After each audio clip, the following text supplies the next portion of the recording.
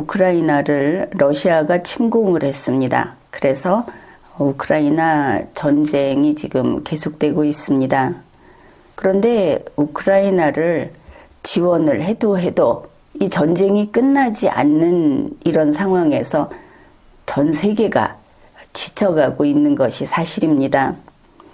특히 최근에는 이 우크라이나를 돕는다, 이런 것을 돕는다, 무기를 주고 심지어 군대까지 파병을 해야 할지도 모른다, 이런 말들이 나오면서, 물론 우크라이나가 원하는 것들입니다. 이 모든 요구가 우리 한국을 향하고 있다. 한국이 좀 더 도와줬으면, 한국이 더 보내줬으면, 이런 상황이 아닙니까? 우리도 할 수 있는 만큼은 돕겠다 하고 있고, 물론 이웃나라 일본을 보면 아주 영악하게 자기들은 전쟁과 관계없는 것만 쏙쏙 빼서 도우면서 생색을 내고 있습니다. 그런데 우리는 고지고대로 포탄을 보내준다, 무기를 보내준다, 지뢰 제거기를 보내준다, 이러고 돈도 보내준다, 뭐 이러고 있습니다. 그런데 이번에 조선일보에서 하필이면 이해찬 씨가 여기에 이제 말을 걸고 나섰다 해가지고 조선일보에서 이런 기사를 실었습니다. 이해찬, 이제 그의 이야기가 우크라이나를 도울 필요 없다, 이렇게 말을 했다는 겁니다. 그러니까 조선일보 제목은 우크라이나 도울 필요 없다는 이해찬, 6.25 참전국에게도 그런 말 할 텐가, 이제 이런 6.25 참전국을 들고 나온 겁니다. 이제 조선일보가 이제 이렇게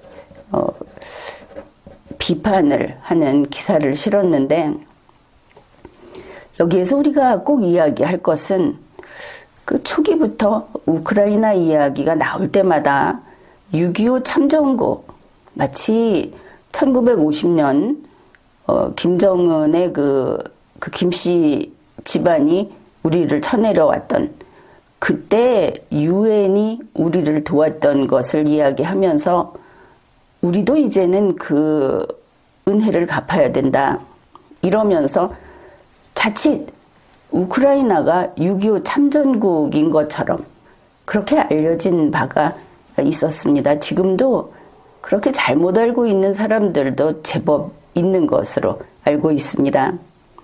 분명한 것은 우크라이나는 6.25 참전국이 아닙니다. 더구나 그 당시 우리 자유세계 한국을 공격하는 적들의 진영에 있었다. 우크라이나는 적이었다. 당연히 지금의 시진핑 중국, 그것도 우리의 적이었습니다. 이것만큼은 알고 가자. 그렇고, 이해찬의 주장이 이겁니다. 주장을 뭐 몇 가지 이렇게 했는데, 한국이 포탄을 지원을 하면, 그러면 러시아가 공격을 할 거다. 왜 이런 짓을 겁도 없이 하는가? 한마디로 러시아에게 잔뜩 쫄아서 러시아 무섭다, 마치 호가호위를 하는데 등 뒤에, 마치 이해찬의 등 뒤에 러시아가 있는 것처럼 얼핏 보면 그런 형세가 아닙니까? 포탄을 주는 것은 러시아의 보복을 불러올 거기 때문에 해서는 안 된다. 일단 보면 옳은 일을 한다고 했을 때 혹시 그것 때문에 피해를 입을까봐 그걸 두려워서 벌벌 떠는 전형적인 겁쟁이의 논리로 우크라이나를 도와서는 안 된다, 이런 주장을 한 겁니다. 또 하나는 전쟁하면은 화들짝하고 놀라는, 이것이 흔히 한국 좌파의 특성이다. 한마디로 겁장이다. 뭐 이거 말고는 할 이야기가 없는데, 하는 이야기가 왜 우리가 전쟁에 말려드느냐, 이런 이야기를 했습니다. 겁을 마구 주는 겁니다. 탈원전 할 때도 마찬가지 아니었습니까? 암이 걸린다는데, 무지하게 아프다는데, 이런 대중 선동용의 이야기를 한 겁니다.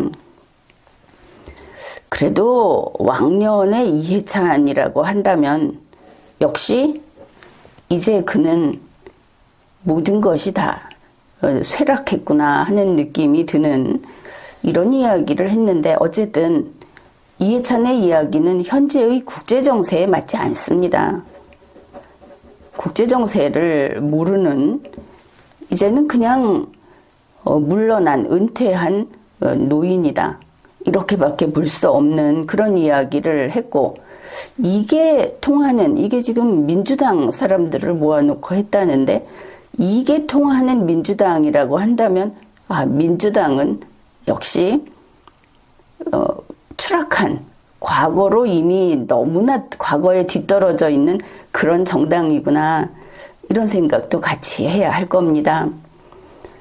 물론 우리가 전쟁에 휘말려서는 안 된다, 또 이런저런 이야기를 할 때 정말 그럴 수 있을까 하고 그럴싸해 보이는 부분이 있기는 있는데, 그게 바로 이어서 나오는 게 뭡니까? 뒤에 러시아를 떠받들고 있다, 러시아의 뜻을 옹호하고 있다.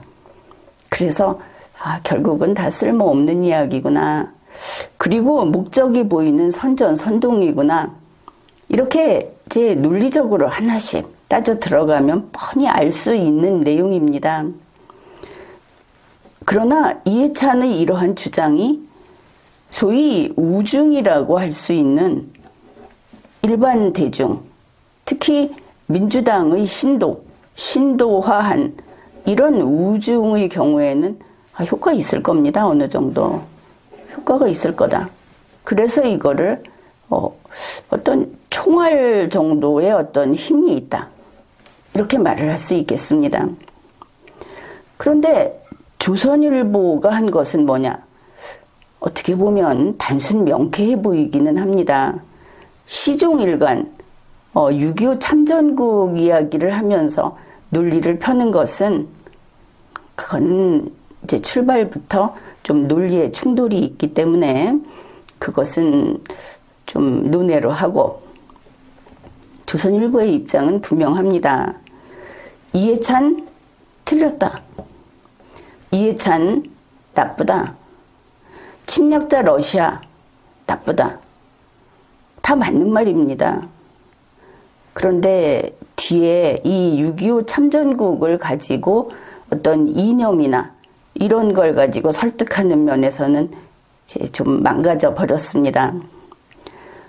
요즘 유행하는, 지금 나오고 있는 이야기를 그냥 인용해서 그대로 썼기 때문에 그렇게 된 건데, 지금 이 러시아의 침공이라고 하는 것이 힘이면 다 된다, 이런 힘이면 다 된다고 하는 야만적 질서,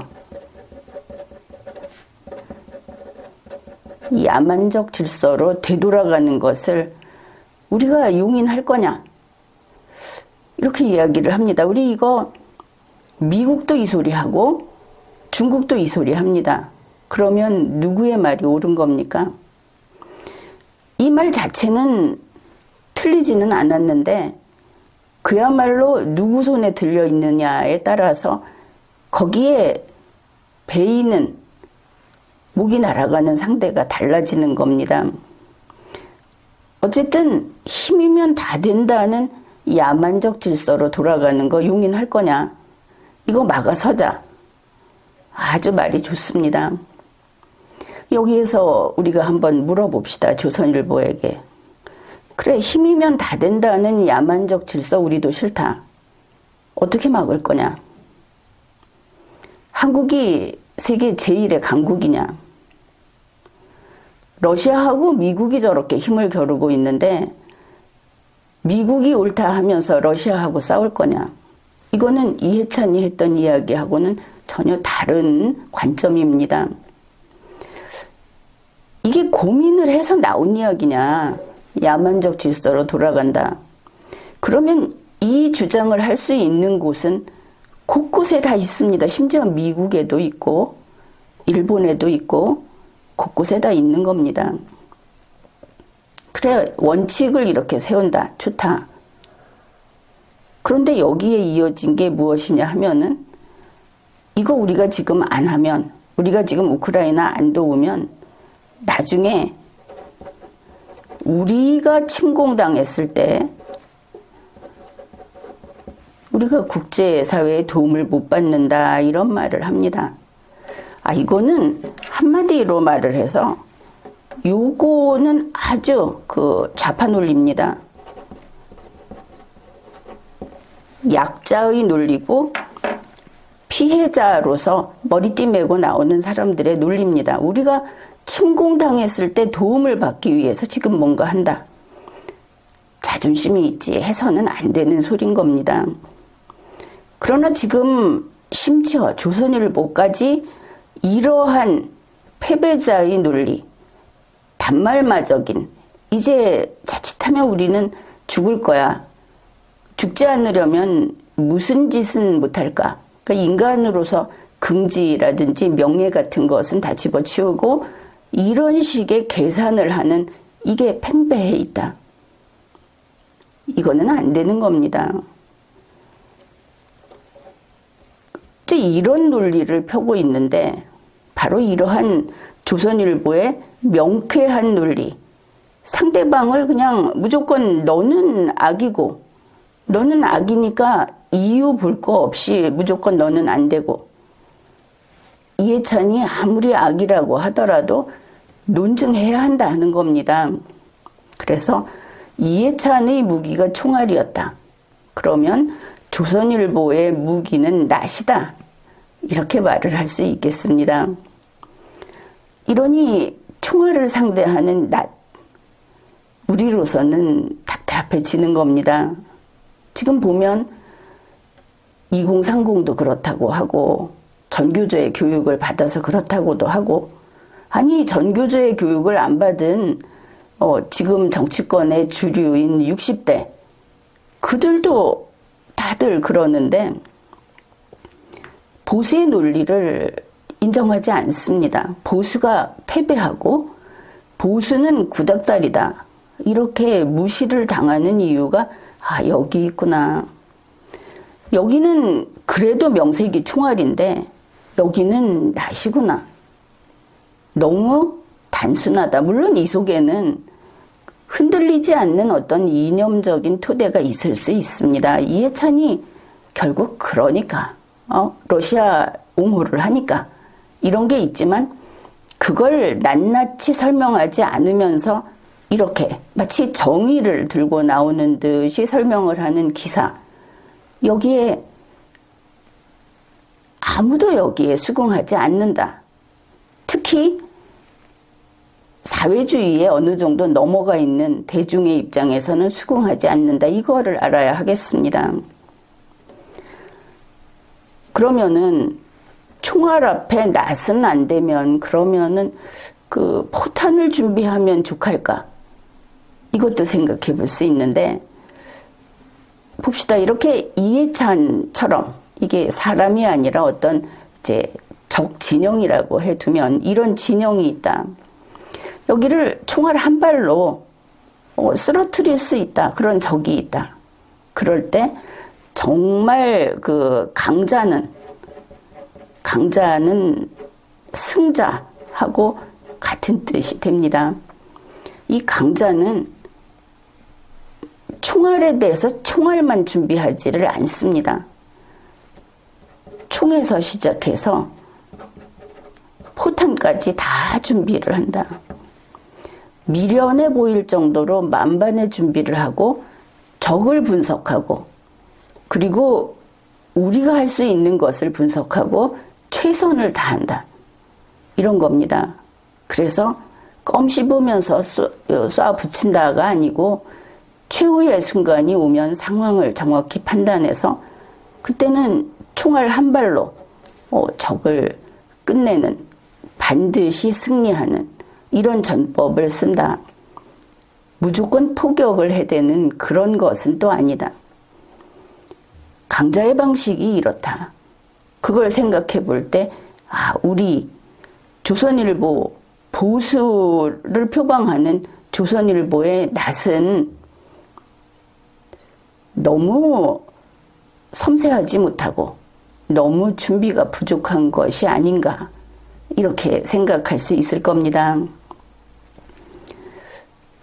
이런 것들을, 기사를 보면서 이런 것들을 생각하면서 우리 리걸마인드 방송에서는 이렇게 이야기를 합니다. 이해찬이 한 것 중에 이것은 옳고 여기까지는 옳은데 이 사람이 한 다른 예를 여기에 적용을 해보면 이것은 결국 러시아 지지 발언이다. 이렇게 하고, 조선일보가 한 것 중에 이 내용은 역사적 사실이나 기록과 위반이 된다.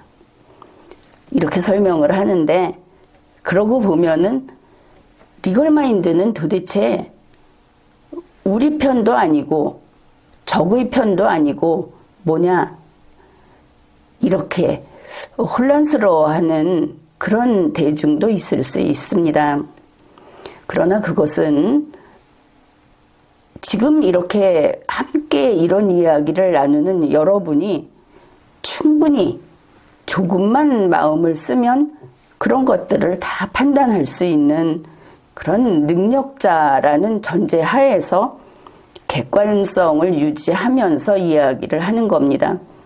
이렇게 샅샅이 분석을 해줄 때 그 다음 단계로 넘어가는 것을 여러분이 해줘야 하는 것입니다. 자, 이제 정리를 해보면 우리의 입장에서, 우리 국민의 입장에서 총알 앞에서 낫으로 대응하는 것은 곤란합니다. 그러면 우크라이나와 러시아의 전쟁을 이 세계의 정의의 입장에서 이 야만적 질서로 돌아가는 건 안 된다 하고 앞에 척 나설 것이냐, 이것도 곤란합니다. 우리는 대한민국에, 한국에 굳게 발을 딛고 지금 위난에 처해 있는 우크라이나로 보이는, 약자로 보이고 보호할 필요가 있어 보이는 우크라이나를 포함해서 전 세계를 두루 바라보면서 국제 정세를 파악해야 하는 겁니다. 기준은 우크라이나가 아닙니다. 우리가 잊지 말아야 할 것은 항상 울고 있는 자가 있으면 누가 때렸어 이러는데, 국가의 문제는 그게 대한민국이 아닌 한은 울고 있는 자의 옆에 서지 말라. 반드시 한국에 굳게 발딛고 서서 우리 자주국가 대한민국의 국익을 최우선으로, 우선이고 차선이고 없이 이것을 위해서 판단을 해야 하는 겁니다. 우리에게는 5,100만 국민이 있지 않습니까? 그래서 한국을 중심으로, 한국이 기준이고 한국이 목적이다, 이런 상태에서 이해찬의 녹슨총, 그게 왜 문제고 왜 이렇게 가면 반국가까지 이르는가 하는 것을 증명해야 할 겁니다.